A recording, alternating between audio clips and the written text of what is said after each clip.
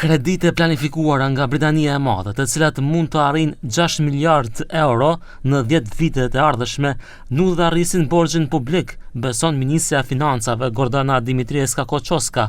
Ajo me optimizëm njoftoi se në vitet e ardhshme, qeveria e Maqedonisë, pavarësisht tërheqjes së kësteve për projektet që të zbatohen realisht, do ta mbajë deficitin buxhetor brenda kornizës së strategjisë fiskale 2026-2030. Përndryshe, deficiti buxhetor është diferenca midis të ardhurave dhe shpenzimeve në buxhet, domethënë përfaqëson shumën që qeveria nuk e ka, por është e nevojshme për të financuar nevojat e shtetit. Да, јавниот долг може да се зголемува само поради буџетскиот дефицит најмногу. Кој што, нели, како што кажав, се трудиме да го намалуваме, консолидираме и ќе видиме, јас верувам дека ќе успееме да имаме по-ниски буџетски дефицити. Strategjia fiskale, e cila miratohet nga parlamenti dhe që duhet të jetë një lloj kushtetutë e Ministrisë së Financave në lidhje me planifikimin e buxhetit, por që nuk është respektuar nga ministrat për dekada të tëra, thotë se deficiti buxhetor do të reduktohet në vitet në vijim, e cila financohet me huamarrje të reja.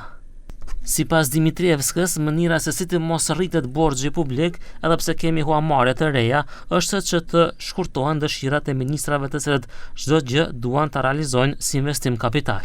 Со уредбата за јавни инвестиции патот е пропишан. Тоа значи дека секоја таква институција најпрво треба да пушти до Министерството за финансии известување со образложение зошто е потребна таа инвестиција.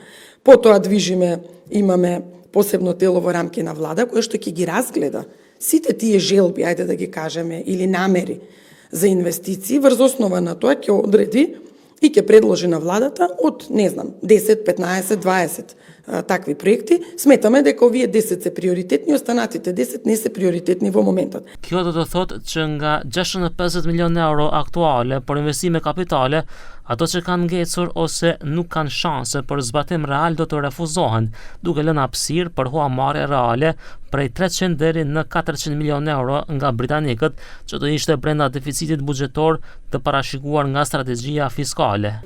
Da, kjo uspejeme. U shpreh optimiste ministrja, edhe pse ky plan ka shumë sfida ekonomike, por edhe politike, për shkak se shumë prej ministrave do të duhet të heqin dorë nga planet e tyre ambicioze, të cilat megjithatë tingëllojnë mirë para elektorat.